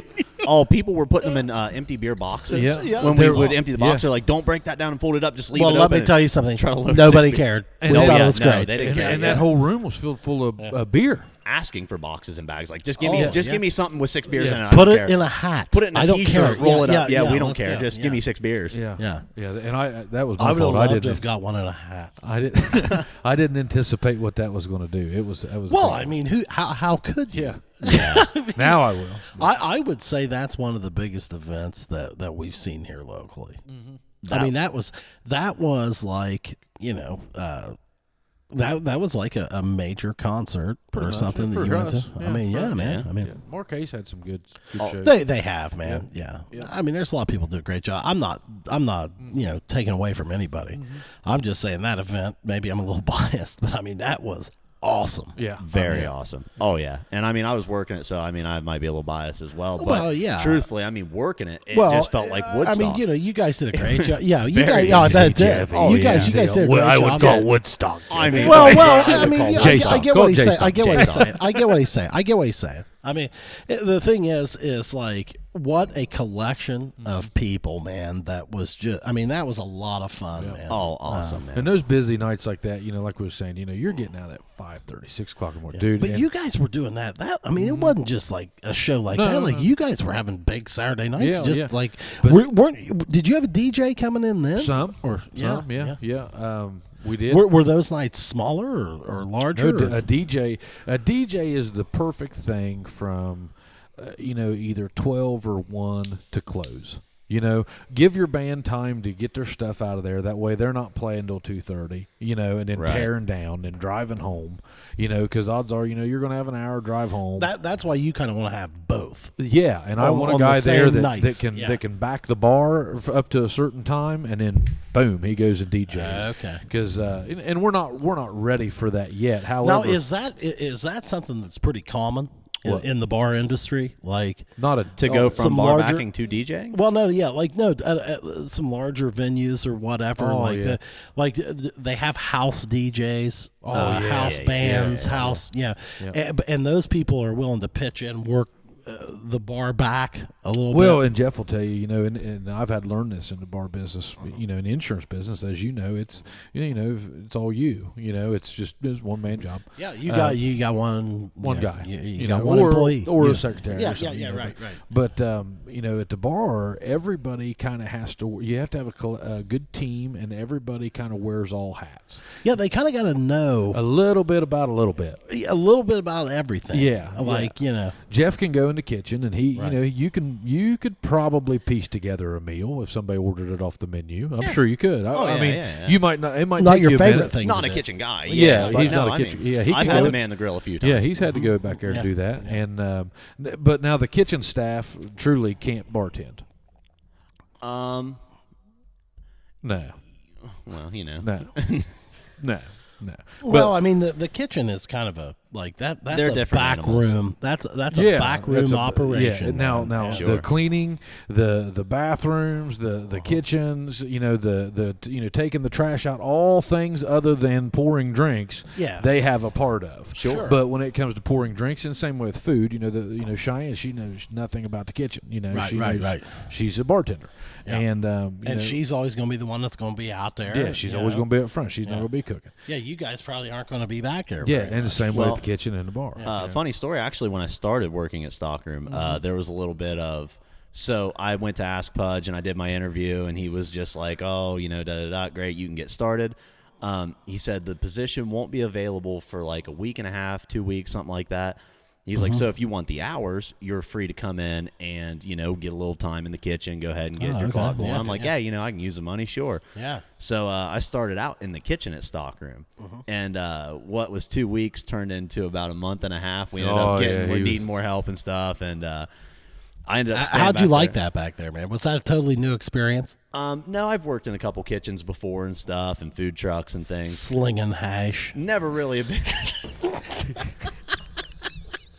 I don't know about all that. I was barely slinging hash. barely slinging French fries, honestly, but just working my heart out back there. And I'll tell you what, you got to be a similar Another position that is very hard. a similar, but you kind of have to be a different kind of breed to be back there. I mean, just working in the kitchen, even the temporary amount of time that I've worked there. Just the ticket machine going nuts like that, and some of the busy nights, like sleep. You get a big dinner service, you do, man, and Well, you'll like, go and I'll lay in tell you bed. You'll what, wake man, up in a like, cold sweat now, talking about. Now you guys here's like, the machine screaming. Well, you know and what I like mean? that was probably before you had the new kitchen there. Yeah. Oh yeah. I mean, like, man, I remember one day, like, I was in there just, I'm always in there as just a consumer, right? So like, the fun side of the bar. Oh, I'm on the best side of the bar. I got the best job best in side, there. yeah. I was gonna say, they're both fun, but- And we were watching the NCAA tournament, which, I mean, what a great place to watch it. Yeah. I mean, all those TVs and everything. And, I mean, even the table that I was sitting at, I mean, we had a lot of people there. And, I mean, we were just slinging orders at the kitchen. And, I mean, it was seamless to us. I mean, Sure but I can't imagine what it would be like back there. I mean, Rough. Rough. Even when it's running smooth, it just, and that's the thing. I guess you just have to be a different kind of person for it. Like, I could handle some of that pressure at the bar, and a lot of that is because I can see the customer. Yeah, and that helps me a lot. So, like, I mean, this is I'm gonna throw something out to bar consumers here as myself. Like, when I go to a bar, like, it's generally now. I mean, I don't go that often. When I do, it's like to watch a game or a show or, maybe it's wing night. or I got some friends in. We're hanging out. If we order food, I'm not the guy that's like setting a clock on when it gets there. If you're hungry, you are. Well, maybe I don't know. It just Like, kinda depends. like what I would say, man, is you know how we did the don't be that guy dancing and stuff. Yeah. Like, I'm kind of the don't be that guy. Like, don't be the drunkest guy in the room. Don't be the guy That goes to a bar wanting and starts bitching about the kitchen. Yeah. I mean, Is that out Chad, line you're or never not? going to change it. Oh, I know.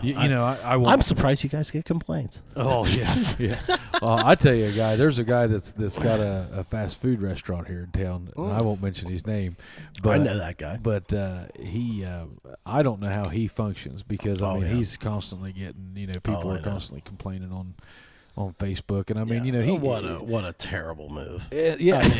And honestly, like, hey, that guy, if you know him, know that he will. Well, make the it right. downside of social media is stuff like that. Yeah. Come on. If anybody would ever call him or man. email him or whatever it is, rather than just put allow somebody to address a problem if it's a real problem. I mean, hey, and you don't know what that clerk. I mean, especially nowadays, man. I mean, you don't know cashier. Or cook or I mean, man, they might be having a bad day. Well, yeah, and listen, dude. Like you, if you're talking about these fast food places, man, you got a lot of high school students working in there, man. They're doing the best they can. Well, it goes back to. I mean, truthfully, at the end of the day, like, you're as the business owner and stuff, you're trying to get them invested. You want them, Yep. you want them to have ownership and do well. But like at the end of the day, man, like what is their level? How much do they really care? And Or how much are they really going to know? Right. I It's mean, those your things brain's not ready for that kind of stuff. Yeah. I would say it's those things combined, but also like, and again, without ever naming a place, I've worked with high schoolers in food service before at places,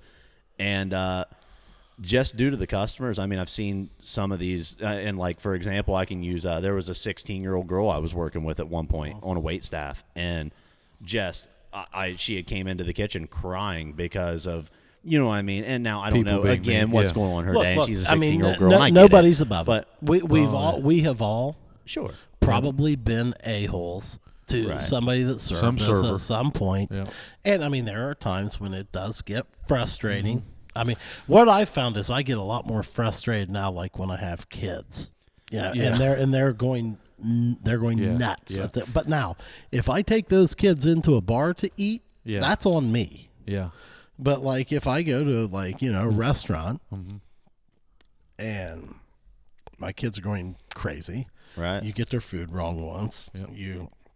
You don't fill up drinks. You don't do like cursory type stuff. Yeah. Oh, sure. I mean, I probably will sit there and complain about you to those that are sitting with me, but it's very rare that Yep. I would probably say something. Well, sure, and even then, saying something is being a reasonable complaint and Yeah, being an yeah. unreasonable. Like, for example, like Know who you're dealing with. not to me, thank God, but I did know a server at one point that had a customer say to them, I believe the food came out cold or so. I don't know what happened. Right. And the customer had said to him, "Well, there's no excuse."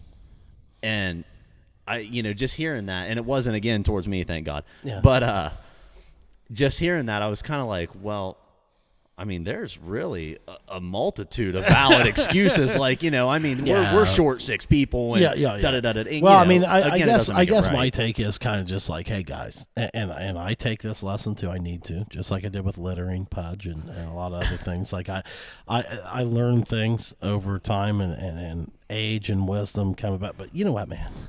Don't get so worked up Yeah. about Yeah. Try to relax. Hey man, you're there to try to experience the food, have some time with your family or your friends. Yeah. Put the phone down.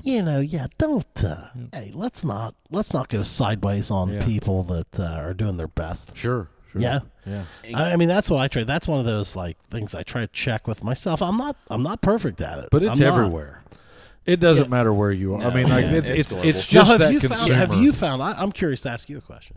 Since you've been in the service industry here for the last few years, have you found yourself to be a changed man when you go somewhere else to absolutely. eat, or are you more critical? No.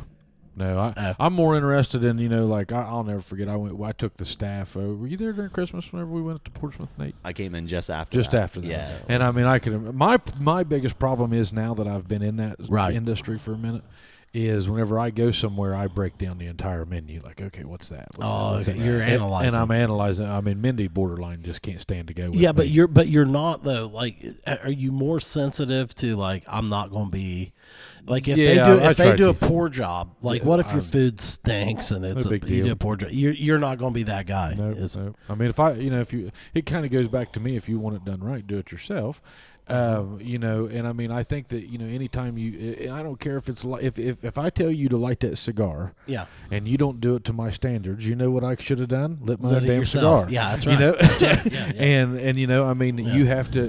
Their product is their product. I just don't. I'll never let food ruin my day. Well, now would you be a Right. guy that Or like all right, drinks. you're running that bar, right? So, like, if you're at one of your friends' establishments that are doing the same thing you are, and you have a poor experience, Oh. do you mention it to them or not? No, they get enough That's of that. okay. Yeah. You're not. You don't need to be the guy that does. So, like, is that something like that you think?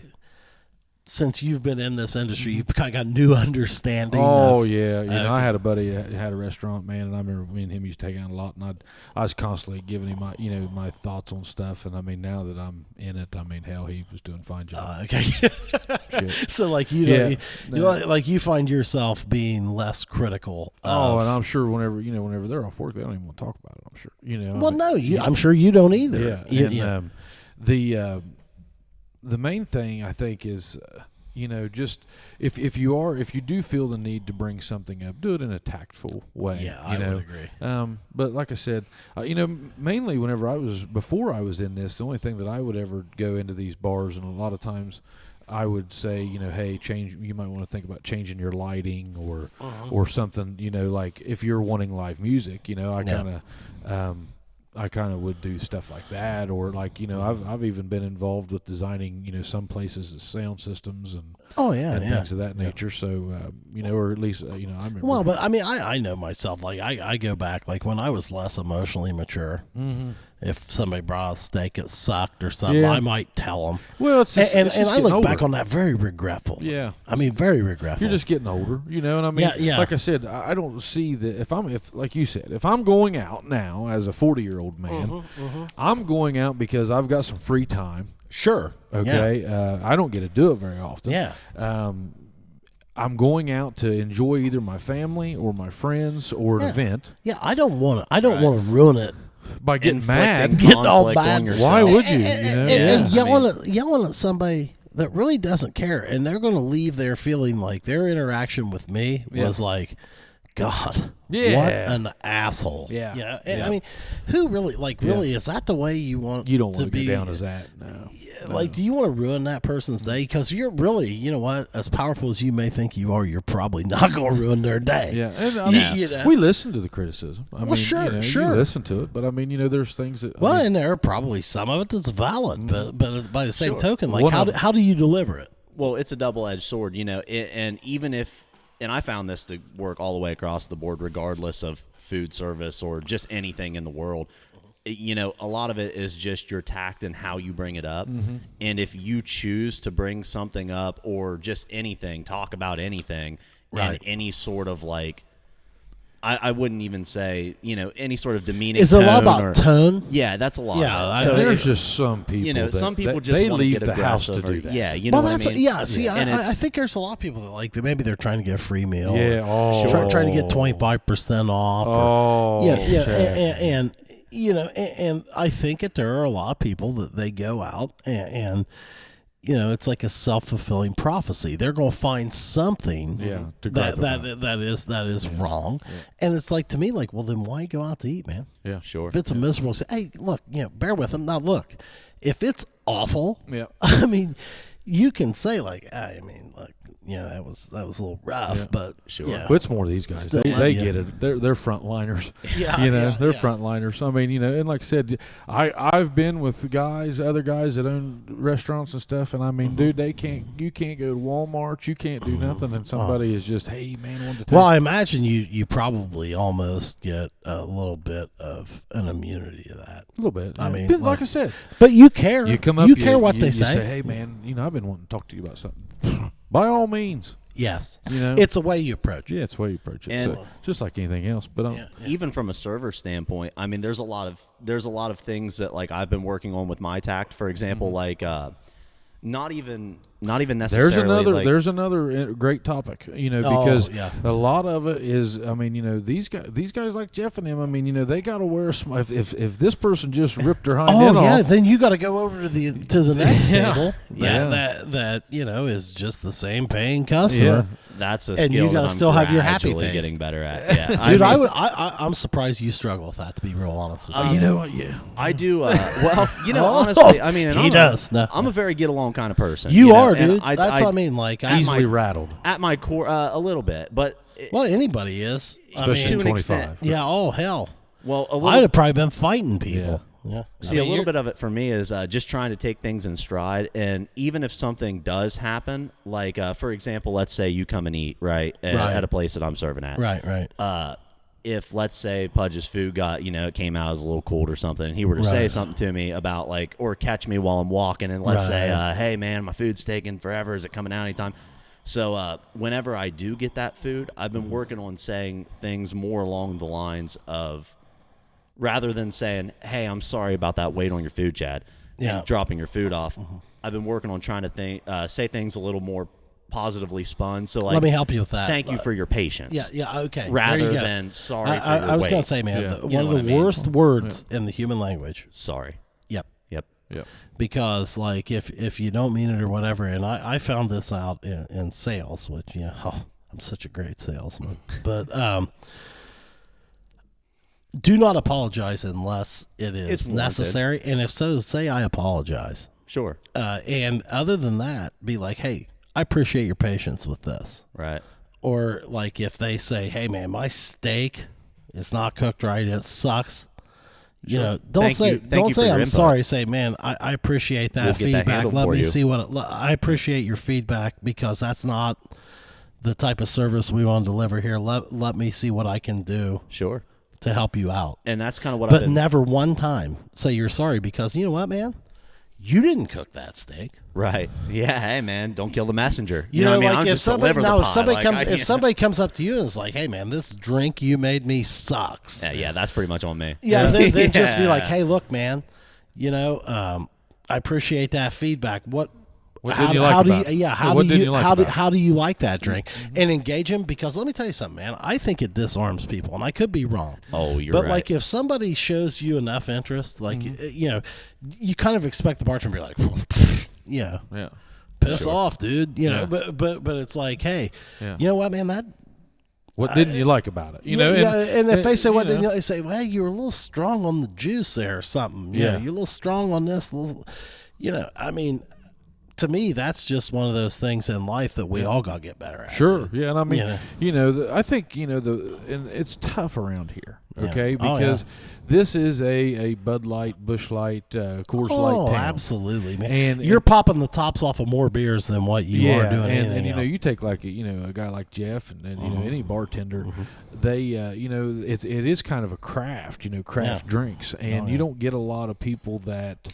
And I'm not saying that you don't get a lot of drink, or you know, but to truly understand what is in a drink and to make it well, you know, there's just not. There's not. Now we sell a ton of liquor though. You know? Oh yeah. I mean, we sell a ton hey, of look, liquor. man, I practice my peach. I pulled out in front of some lady today, and she was like really cussing me out.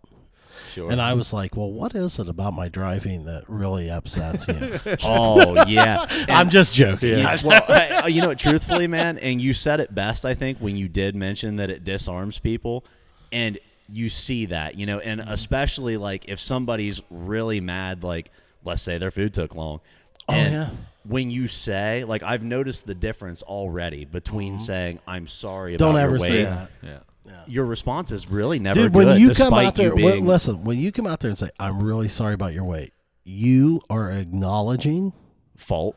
Yes. Yeah. And you are giving them a lot of leverage. Yeah. This sounds crazy, but I mean, you just are like, hey, look, I appreciate your feedback, and I appreciate your patience. Yeah. Well, you know, and just you inherently get. I appreciate your patience. I appreciate your. I can feel Chad's silent stares. I appreciate. I appreciate your patience, and I hope you enjoy your meal. Yeah. Yeah. I mean, I don't know. Yeah. Like you got kind of. We got to just change topics. We've been on that for. Well, and you know what? Actually, we're stuck. Off. We're off. So we're off. Yeah, I like this. Hey, let's talk about the bar. Yeah. Well, even while we're talking let's talk about karate at the bar. Like let's talk about your response karate. Yeah.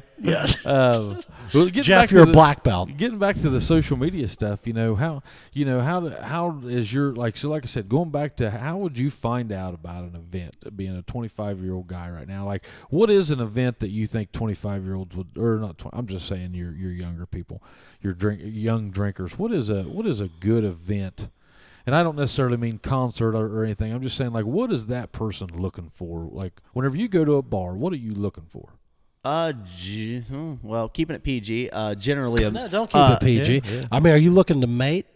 Yeah, you trying to go there and swing some ass? Is that what you're trying to do, Jeff? Yeah. I thought I was on Chubby Bartenders, Nat Geo.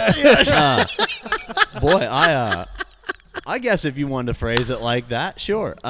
Usually when you go out to the bars and people in my age group and demographic and stuff, the crowd I run with, it's pretty much, you're going out and you're trying to find a mating partner. That's essentially what it is. And I think Jeff, no. Guess what? That hasn't changed. When we were 25, that's what we were doing. But I'll tell you what, man. I mean, you got Tinder And Oh all yeah, this they don't have to go to a bar now. Oh shit! I mean, swiping. Why would you? through- They're clothed at the bar. Hell, Yeah, and everything else that you know. Although I'd have been a loser on that, man. Like I Yeah. wouldn't have known how to craft a picture correctly or something. Well, it's Well, you got it- the filters now. I will. Tell oh you, yeah, that's right. Yeah, I will tell you that my license stats and my tender stats don't quite match up. So if anybody wants to check that out, I'm not 6 foot.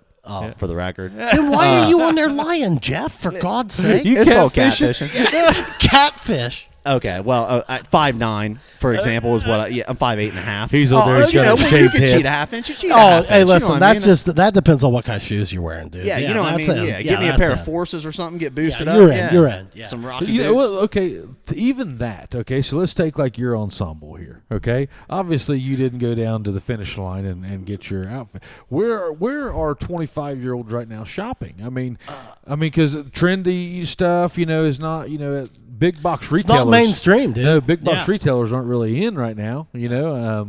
So I mean, where are you going to shop? I mean, and I'm even buying a lot of stuff online, but I'm finding the older I get, the little pockets of places that I go to look for my stuff. Right. Well, for me, so this is one of my first online purchases, like apparel-wise. I got this shirt along with 2 other shirts. Awesome. And, yeah, I just saw them online. I was kind of flipping through Facebook and, you know, Facebook. So you got the ads, and it probably heard me talking about shirts or something before. Oh that. yeah, you were probably saying And, I'm gonna get myself 3 sweet shirts. 3 sweet shirts Yeah, with yeah, some colors, frosty. maybe some stripes. And a hat. Oh, Yeah, man, it's the I'm whole looking thing. for some vertical stripes. Yeah. Oh, yeah. And, Very there it is, slimming. bam, right on Facebook. Yeah, So I actually got this as a part of 3 shirts that I purchased. And That's awesome, dude. Vertical lollipop. And this is another thing, man. Getting the shirt, it's more of like a spandexy type material than nice. it is like, I yeah, love I that. was thinking Yeah. like cotton, you know, the way it looked. But Oh, it's nice. Then they it's hit you with wild. that, and you were like, They hit "That's me a with good this, and buy." I'm like, yeah, it wasn't too bad. You know what I mean? A little colorful, You're doing And it well, wasn't- bro. It You're wasn't doing well. so spandexy that it was skin tight. you Well, know, yeah, so but I you're can fit- you're filling it out. I'm telling you. Oh yeah, He's yeah. been working out. Yeah, Well, he thanks. has. I He tripped has. over a dumbbell one day I- in the kitchen. Oh. And I mean, I said, "This goddamn dumbbell has got to go." I said, "I don't to know get a whose pump on. dumbbell this is, but it's got to go." Well, they're down there at that iron. oh yeah, they're yeah, working out at Iron City. Yeah. forging bodies. Yeah. down there. Body built by the city of iron. you That's know what I mean? awesome, dude. I love it. Well, all the positive body features, you know. I mean, I love I don't it. I want love it. Iron I City to love see it. me now and give. So where did you go to buy that shirt? So it was romwe.com. Oh, okay, yeah, just Yeah, some I random. think Dude, it's- I Would would you have go back never there? remembered that. Yeah, Fast I will. service, yeah. For sure. Yeah, shipped right away and just Shipped kind of right, got my yeah. stuff. Yep, pretty cool. Man, I ordered a Garmin today on the. I told you guys about the Jeez, watch. yeah. We Get got home quick. We got Reynolds. You gotta go pee. Oh, you getting yes. ice. You're getting ice. And pee. Okay. Don't stop. Don't stop. But man, I showed you last night what happened to my Fitbit.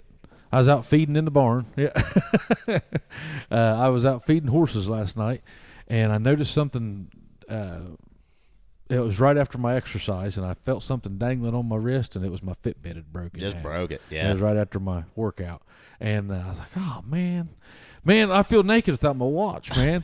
So Sure. today it was Prime Day, so I got on and I ordered the Garmin. Tyler talked me into it, and our boys out at War-X, man, Yes, Stephen sir. Richards, he had a Garmin in, but you were part of that conversation beforehand, weren't you? A little bit. A Yeah. little bit, yeah. So like, are you a tech guy like that? Or are you? I wouldn't say that I'm the most, techie guy like that. I try to stay as savvy as I can within marketing, but budget reasons. But you're even as non-techie as you portray to be. You still know more than probably me. I mean, heck, you did these podcasts for me. You kind of helped me set them up during COVID. You know? a little bit. So you've been around this a bunch. I mean, you understand. I mean, Jeff's the Sure, type of guy, generally. he can jump into that board and that computer, and you pretty well know what to do. I mean, you a can little bit. figure that out. You know Within how reason. Mike works. Sure. So I mean, I guess, are you do you like that stuff, or are you guys more into like the, hey man, just live?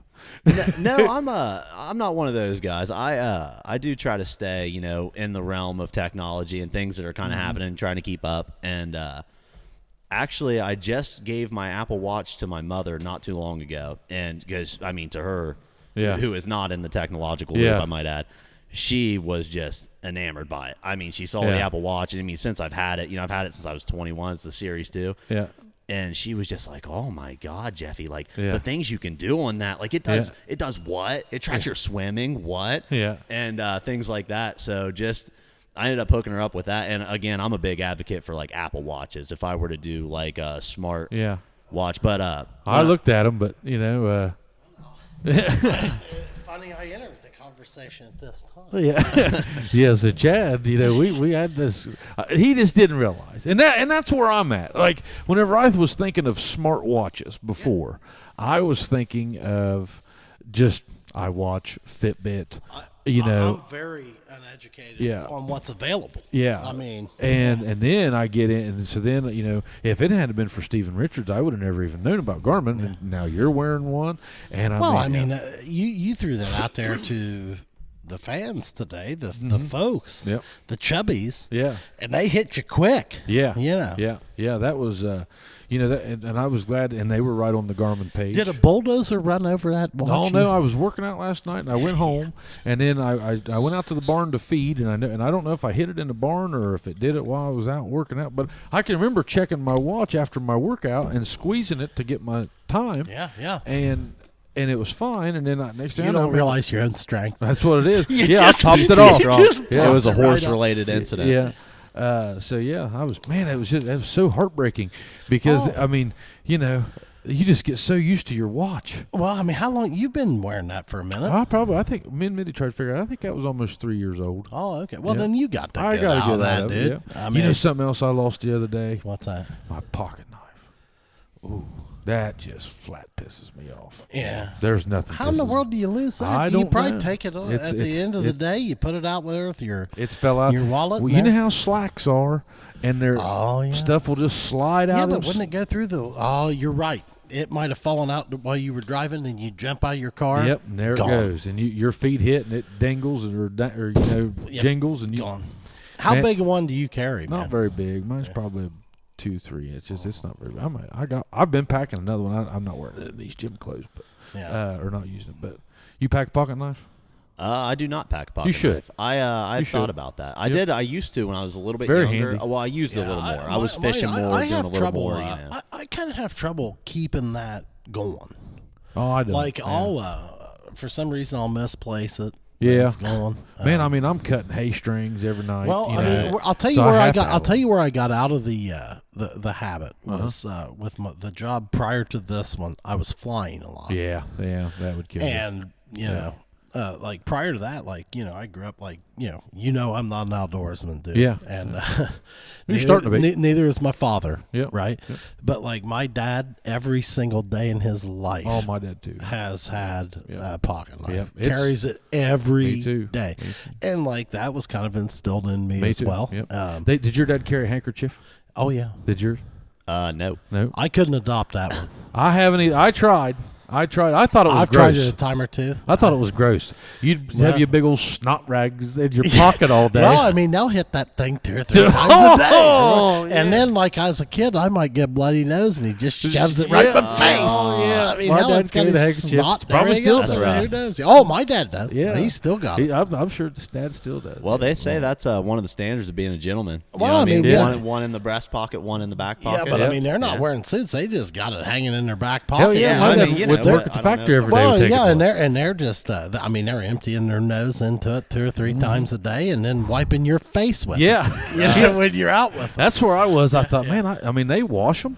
Yeah. Oh yeah. I mean, It's just like, my mom. It's another accessory. God bless her. Does all the laundry. She folds that just like his underwear and everything. Yeah. Puts it in the drawer. I mean, new handkerchief every day. Yeah. I would agree with that. Yep. That's something. My grandfathers did. I mean, like, that lost. I think our generation kind of We lost killed that one. Yeah, I think so. There's still a lot of us carry pocket knives. Yeah. Now, like, if I'm going, for instance, to like a funeral, something like that, I will throw a handkerchief in there, in the jacket, as you say, Jeff. Well schooled, Sure. For the women, Yeah, obviously. or maybe. Do you me. need to blow a snot rocket? Yeah. Yeah, or maybe me. I'll take one with me Yeah, to. I'm a very emotional guy. I'll take one with me to a sad movie. For Oh, the me girls' too, dude. sake, obviously. Yeah, right. But like, I'm always the one crying. Sure, Yeah. Yeah. off the record. No, I mean, you know what? I've just at my age now. I just own it. I'm emotional. I take my kids to movies. I cry at those movies. I cannot watch an animal movie. Mm-hmm. And my Without kids, breaking down. they've known that now. Yeah. Like that now, they like know that like mommy will take us to this. Like if it's a live movie with like a dog in it. Oh, like Benji. You couldn't watch Benji. Oh my God! Are Yeah. you kidding me? That's horrific. Daddy's That's not worse strong than enough any to go watch horror Benji. movie. Like I can watch humans get slaughtered in many ways.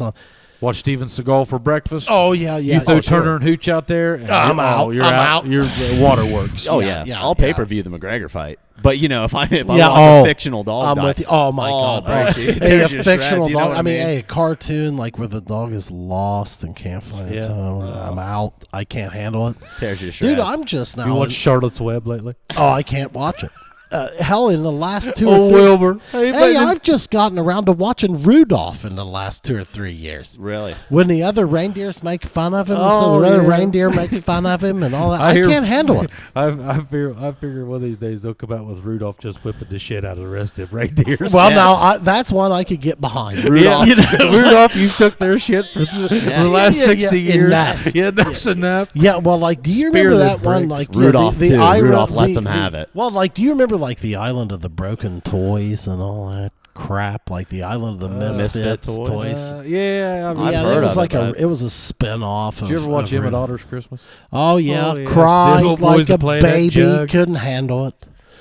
Oh, Ma had to sell all her shit. I couldn't take it. I couldn't either. I couldn't either. It was awful. I mean, Christmas is I love Christmas, but man, it's a tough time of year for me. I can't watch these specials. I try now that I've gotten older and seen them like 40 times. Yeah. I can. You can bear it down a Well, little I start talking to myself like, this isn't real. Yeah. Like, bit. You ever yeah, watch A yeah. Christmas Story? Otters on on Oh, I top. love a Christmas That's my story. favorite Yeah. movie. Yep. Yeah. Favorite movie of all time. And now I don't cry during that. No. I love that. Yeah, I like that. What's the other one that they do? The National Lampoons. Oh, yeah. Christmas Vacation. Christmas That's phenomenal. Vacation. Yeah, What's the other that ones? is phenomenal. There's some other 24-hour there's some marathons good they'll ones. do. Well, I mean, the Christmas Story is the one every Yeah. year. I wish they would activate some marathons of those other ones. I wish they would Oh do yeah, that. yeah. Well, now, okay, the one that's always debated that they throw in there during their Christmas marathon is Die Hard with Bruce Willis, one They of my do. favorite men of all time. Yeah. And that's like one of the biggest debates on the internet. It breaks the internet every year, and everybody has to pick a side. Is that a Christmas movie? I mean, it was at a Christmas party, right? And I mean, Oh, yeah. It started at a Christmas yeah, party, oh off of yeah. Christmas I mean, party. you're right there at Christmas. What's the one Like with it's- Bill Murray and he's at Scrooge. the office? Scrooge, yeah. Scrooge. That's a good one. That's a good Scrooge. one. Yeah. One of my favorite lines in any movie ever, and this will explain to everybody how weird I am, is when he's starting and like he's he's like the executive at the TV show, and like he's trying to talk, and there's somebody hammering, and he's like, "Would you please stop the hammering?" And it keeps going on. He starts like, "Would you please stop the hammering?" Keeps on going on. He's like, "Will you please stop the goddamn hammering?" And I don't know why. breakdown. Like, that's not the fun of But you that- just- that No, is yeah. not the funniest line that Bill Murray has ever said. But I run that back 15 times in front of my son. I can't help it. One of my favorite lines of Bill Murray to me: "Would you please stop the goddamn hammering?" Like, because he had said Yeah. it. Yeah. 4 or 5 times. Well, Yeah, like yeah. no, almost like 10. Like it Yeah. builds up, and Yeah. then that last one, he's Yeah. just so emotional, and then he just turns right back, just stone faced to the camera. I mean, that guy is a special individual. But Christmas movies. Time is it, Tyler? Christmas movies. We've been on for about 140. That's about right. Jeff, you got anything else you want to talk Jeff, about? what do you want to talk about, buddy?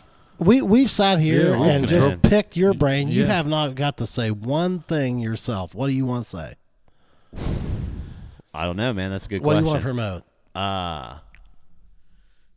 I don't really have anything, man. That's cool. Yeah. Jeff just goes with the flow. Well, let me tell you something, Jeff. You're one of the coolest guys I've ever met in my life, and I'm glad you came on. And I look forward to hanging out with you for many years. Well, to come. we got we got a lot of stuff we got to expose this boy to. Well, I mean, now I've all already right, got concert tickets so we're coming. going to a I mean, this is concert. yeah. Well, you've We're already, watching Cocktail. he had his first cigar Stogie, tonight. Stogie. yeah, cigar. fantastic. Yeah. So we're going to a concert. Okay. We are Cocktail. watching Cocktail. What was the other one? Something else. What was it? Tyler? Do you remember this, Jeff? This is where that damn notepad would have came Yeah, in. see what I'm saying? I didn't have my notepad. I wasn't Shit. prepped. Okay, no. Concert, Well, concert, Concert, cocktail, cocktail, Concert. doesn't matter. Movie. maybe download Twitter. That way I can get a hold of you guys. Yeah, that'd be great. Yeah, That'd be great. Well, yeah, because we're cruising on that. Yeah, Like, we're good. you will not ever be able to see us anymore because we're so busy on Twitter. Yeah, just Yeah. thumbs Yeah. a-blazing. Yeah. You know what I mean? Thumbs a-blazing, man. No, you're the man, dude. Yep. Thanks for Yep, coming thanks on. for coming on, I Jeff. really Yep. appreciate it, man. Pre-COVID. Yeah, pre-COVID. Pre-COVID. That was a bumps. weird fist bump. Yeah, Jeff. well, We I was gotta- going for the elbow. Oh, then, I you can know what see I mean? that. Yeah, just You, kinda- the man. At fatjesus.com. Whatever. Get out there. Support this Hefe, guy. that was what they call you there, isn't it? Hefe? Oh, dude, man of many names. Hefe. My dad just called me boy. You know what I mean? I go by whatever. Can I call you boy? No, I'm just kidding. Yeah. No, thanks, Jeff. We really Absolutely. appreciate it, man. Love you. All right, man. For sure. Take care. See you Thank guys. you.